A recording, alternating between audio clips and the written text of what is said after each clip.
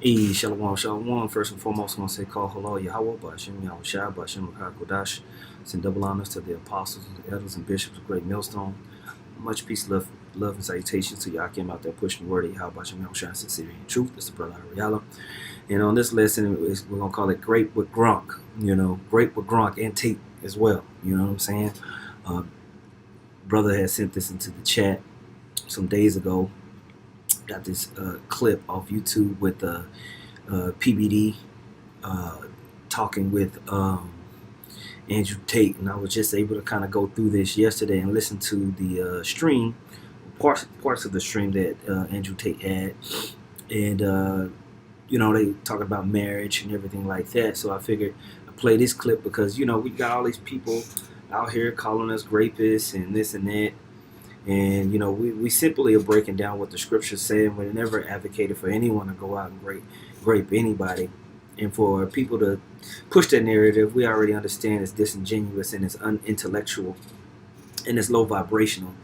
And, it's just like what Elder Yashawamba says, whenever they can't deal with us as far as just, scripturally, or they're being rebuked, their get out of jail free card is to jump to the grape issue. But with anything, since people love to listen to these influencers and they take heed on everything they say, we'll let Andrew Tate break it down. And since people love Esau so damn much and believe in what Esau has to say, we'll let Grok break it down. And so I'm going to play this, and then I'm going to go to Grok and let Grok break this down.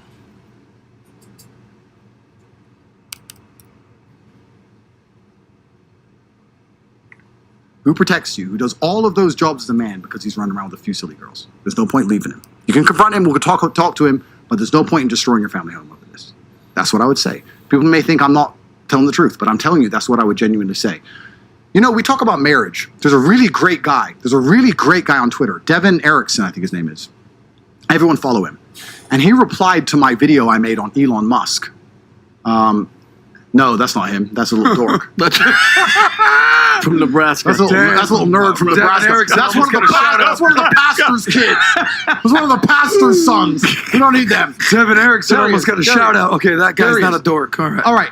Find his reply. I would like to read this verbatim, please. Find his reply to my Elon video where I explain that having children is the business of kings. Please find. He did a thread breakdown of it. This is about 2 weeks ago. His reply to my Elon video. If you can find it, that's not it. There's another one. If you can find it, I would love to read it verbatim because he explains something which is so pertinently important. It's extremely important. So we'll find it. But he talks about what marriage effectively is.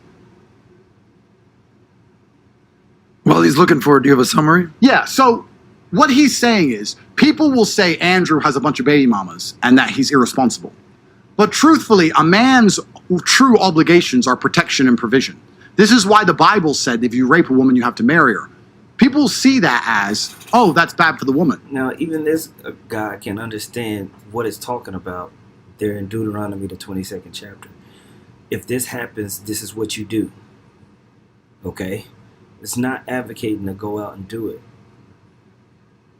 And we have broken that down multiple times. But it happens, and this is how you deal with it. But what they were trying to do is say to men, you're responsible for what you create. You now need to protect her. You must provide for her because of what you've done. It was almost like marriage was not a punishment for the man, but an obligation for the man. And he was explaining. Even here, when you go and read the scripture, it tells you that you pay the father 50 shekels. And now you're married unto her if you did that. It's not that deep. Explaining that marriage throughout the longest period in human time was protection and provision. That's all it was. A king could have more wives because he could protect and provide for more wives. He's saying marriage was not bouquets. Marriage was not remembering anniversaries. Marriage was not date nights. Marriage was not holding hands. Marriage was, do I protect you? Do I provide for you? So he effectively defended me and said, Andrew does not have a bunch of baby mamas. He has a bunch of wives because they're all paid for. They're all protected. They all have private security. They're all in. And he's right about that. That was the correct breakdown. You're dealing with this woman, you're dealing with multiple women, they're technically your wives. If they're of your nation. If they're of the other nation, your concubine. Okay? mansions. They all drive Bentleys. He's doing his job as a man. That's what a man is supposed to do, effectively. So I would say to my daughter, are your bills paid? Now, if he cuts the money off, or if he refuses to help her or protect her, if he leaves her in the ghetto, that's a different conversation. But if my daughter came to me and said, Dad, say, yes, what's up, my love? I'm living in my mansion, and I'm driving my Bentley, and I have my... Now, does this mean you have to have a mansion and a Bentley in order to have another woman? No. But the overall sentiment of what he's saying, as far as a man dealing with a woman, is true. And you heard him break down there in Deuteronomy, the 22nd chapter, which is what I wanted to stick to. Because when you skip it over, I typed this into Grok. Explain Deuteronomy 22, 28 through 29. Okay? So, Deuteronomy 22, 28 through 29 is a passage in the Old Testament that has sparked much discussion and interpretation due to its cultural and historical context. Here's the text from the New International Version. Now, all right? So, because over time and how changes in society and how people view this chapter, you know, it can be spicy. Now, it reads in the NIV, if a man happens to meet a virgin who is not pledged to be married, she's not betrothed, and rapes her, literally just translates that word, right? And they are discovered, he shall pay her father 50 shekels of silver. He must marry the young woman, for he has violated her. He can never divorce her as long as he lives. So this protects her in a society where if a woman gets raped, she's pretty much would be cast out as defiled and disgusting. All right, so this law protects the woman to be able to be taken care of in a society that's very strict with this stuff. Back in the ancient world, this is not rocket science. This is only with people that try to twist things to try to get one up on Great Millstone, but it is backfiring because people are finding out once they actually look into the matter that people are disingenuous, they're lying about Great Millstone, and then you discover all of these scandals amongst these other groups. They're the ones that are freaks. Okay? It says context and meaning. It says this law falls within a broader section of Deuteronomy, chapters 21 through 22, that addresses various social and moral regulations for ancient Israel. It specifically deals with a situation involving a man and an unbetrothed virgin, meaning a young woman not yet promised in marriage. The Hebrew word translated as rapes here is the combination of two verbs, tapas, to seize or take hold of, and shakab, to lie with. Scholars debate whether this always implies forcible rape or could also include seduction followed by consensual sex in some cases. So this is what other people will say, that it's just you seducing a woman. But check this out. However, the dominant interpretation, especially when compared to Deuteronomy 22, 25 through 27, the previous verses, which clearly describes forcible rape of a betrothed woman, leans towards this being a case of sexual violation without consent. Because that's what it's talking about. It's talking about raping a woman. Point blank, period. It says the consequences. 1. Payment to the father. The man must pay the woman's father 50 shekels of silver. This amount is often understood as a bride price, a customary payment in ancient Near Eastern cultures to formalize a marriage. This payment reflects the economic and social reality of the time, where a woman's marriageability and thus her father's honor and security was tied to her virginity. Okay? 2. Marriage requirement. The man is obligated to marry the woman he violated. This might seem troubling to modern readers, see, and that's why we keep warning people, you can't have American Babylon 7.0 2020 mindset when you read the scriptures. You got to come from an ancient Eastern perspective to understand the context of family, tribe, clan, nation, and how that was being dealt with back then. If you got if you shoot too cute in the mind, you'll get offended by the scriptures. All right? It says, this might seem troubling to modern readers as it appears to force the victim into a lifelong relationship with her abuser. However, in the ancient context, A woman who lost her virginity, especially outside of marriage, often face severe social stigma, shame, and reduced prospects of marriage. Most women, when that happened to them, they were through. They were cast out. Many of them would have to go into a life of prostitution. Okay? And reduced prospects for marriage. This law ensured that the man took responsibility by providing for her lifelong security and protection, rather than leaving her destitute or dishonored. See? It ain't just someone running around, you smashing, you just graping women all over the place and just busting on their back and then running off into the woods. No. This law protected from deviancy like that. Number 3 says no divorce option. The man cannot divorce her later, which contrasts with other Mosaic laws allowing divorce under certain conditions. All right, then it names Deuteronomy 24, 1 through 4. This restriction underscores the permanence of his accountability for his actions. See? All right. Cultural and historical perspective. To understand this law, it's crucial to consider the ancient Israelite setting. Women's social status and survival were heavily dependent on marriage and family structures. See? A woman who was raped or seduced might otherwise be seen as unmarriageable. Okay? Leaving her vulnerable to poverty or exploitation. That's exactly what happened, because eventually the dad would, a lot of times the dad would kick a woman that's been around out. Okay? She would have to go fend for herself in the streets. Okay? It says this law, while harsh by today's standards, aimed to protect the woman by binding the man to her, ensuring she wasn't abandoned after the act. In contrast, Deuteronomy 22, 25 through 27, mentioned earlier, treats the rape of a betrothed woman differently, prescribing death for the perpetrator and no punishment for the victim, because her betrothal already secured her future, and the crime was akin to adultery against her fiancé. The difference in outcomes reflects the legal distinction between betrothed and unbetrothed women. And that's how we broke it down the whole time. The underpinning thing was, is she betrothed? Did she, was she pledged to another man? Did she cry out?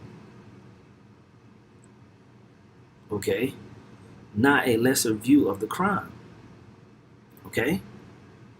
It says, for contemporary readers, this passage might be difficult to reconcile with modern notions of justice, consent, and victim autonomy. Forcing a victim to marry her rapist is unthinkable today. See how, and this is how the average American Israelite, you Christ believers that call yourselves Israelites, that's how y'all, this is the outrage that y'all try to play upon when condemning Great Millstone, when we simply are bringing out an ancient custom. Okay? Yeah, it would be unthinkable today. Oh my gosh, I can't believe it was just madness. I've never heard, you have to do Tazariah, which he mangles the scriptures all the time. This is the stance he took. He took the stance of a Karen, a damn Israelite Karen. So forcing a victim to marry her rapist is unthinkable today, and rightly so. Many biblical scholars and theologians argue that this law was a pragmatic measure tailored to its time, not a universal moral idea. No, whatever the scriptures say is what the scriptures say, man. And that's the thing. Y'all want to change it up for modern sentiment. No. We got to deal with the way that Yahweh Bashem Yahushua put it down. Ain't no taking away from the scripture, man. It reflects the Most High working within the limitations of ancient patriarchal society to provide some level of protection and justice rather than endorsing the practice as ideal. Elsewhere, the Bible's broader principles such as love, dignity, and justice point to a higher ethic that condemns sexual violence and coercion outright. In short, Deuteronomy 22 and 28 addresses a specific scenario in ancient Israel, mandating that a man who violates an unbetrothed virgin take lifelong responsibility for her through marriage and financial support. It's a culturally bound law aimed at mitigating harm in that context rather than a prescription for all times or an approval of the act itself. See, for this specific situation, if it happens in this situation, this is how you handle it. Okay? That's how you handle it, bro. It's as simple as that. Either you take the scripture for what it is, or you try to deny it. And that's what happens here because of modern sentiments and needing to try to find something to make Great Millstone look bad or crazy. These guys try to take that modern sentiment and push it out to the rest of Israel. Well, the elect are going to get it, they're going to understand it, and going to get the breakdown. We're not adding and taking away from the scriptures. We're breaking it down outright. Now, I added this because this is something Elder Yashawamba likes to go in on. I said, can this be linked to bride kidnapping? It says, yes. Deuteronomy 22:28-29 can be conceptually linked to the practice of bride kidnapping, though the connection deepens on how one interprets the text and the cultural practices involved. Let's explore this step by step, and it kind of goes through it. I'm gonna read the first part. Let's see. Bride kidnapping, also called marriage by abduction, is a historical and in some places ongoing cultural practice, and in some cases an ongoing cultural practice where a man abducts a woman, often against her will, forces her into marriage, and sometimes uses sexual coercion to seal the union. This has been documented in various cultures from ancient societies like Rome, rape of the Sabine woman, to more recent examples in Central Asia, Kyrgyzstan, the Caucasus, parts of Africa. The act often involves taking a woman from her family, followed by negotiations or pressures to formalize a marriage, sometimes after a sexual act that compromises her honor or social standing.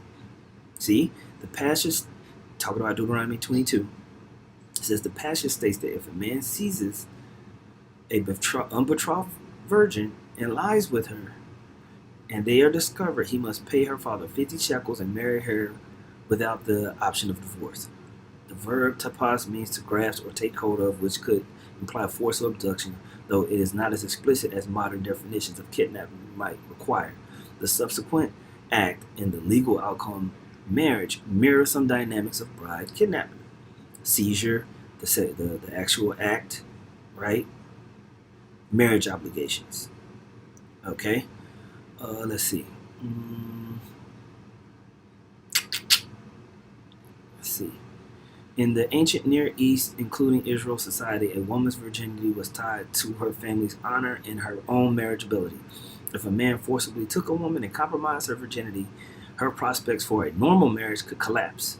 Deuteronomy 22:28-29 addresses this by mandating marriage, which parallels bride kidnapping practices where the abductor claims the woman and her family or community may accept the union to restore honor or avoid shame. See?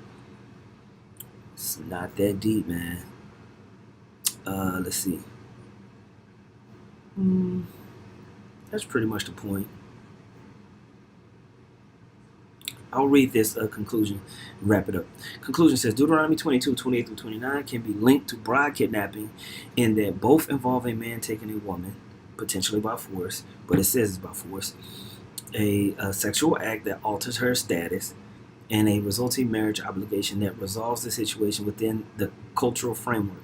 The biblical law seems to relegate a practice akin to abduction or rape, ensuring the woman's protection in a patriarchal society, much like how bride kidnapping often ends with social acceptance of the union to mitigate dishonor.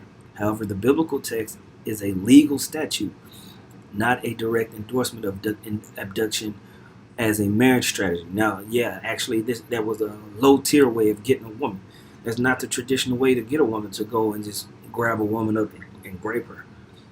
Okay, but if it happens, this is how you deal with it. All right? And its focus is on accountability rather than premeditated bride capture. Exactly. The link exists in the shared themes of seizure, violation, and forced marriage rooted in ancient gender dynamics. Yeah. So Grok gets it. It's a simple breakdown there. You know? They understood that. Okay? And even Tate, because check what it said, broader biblical context. Interesting. Bride kidnapping like behavior appears elsewhere in the Bible. In Judges 20-21, 20-23, the men of Benjamin were told to catch wives from the daughters of Shiloh during a festival, abducting them to resolve a tribal crisis. Right? That was a form of it, man. These are practices that happened in the ancient world, man. People got to grow up. And you men out there that's trying to disparage Great Millstone, man, you are pathetic.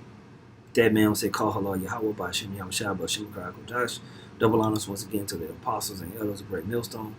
Much peace, love, and salutations to y'all. Came out there, push the word of Yahweh Bashim Yahushua. Sincerely, true shalom.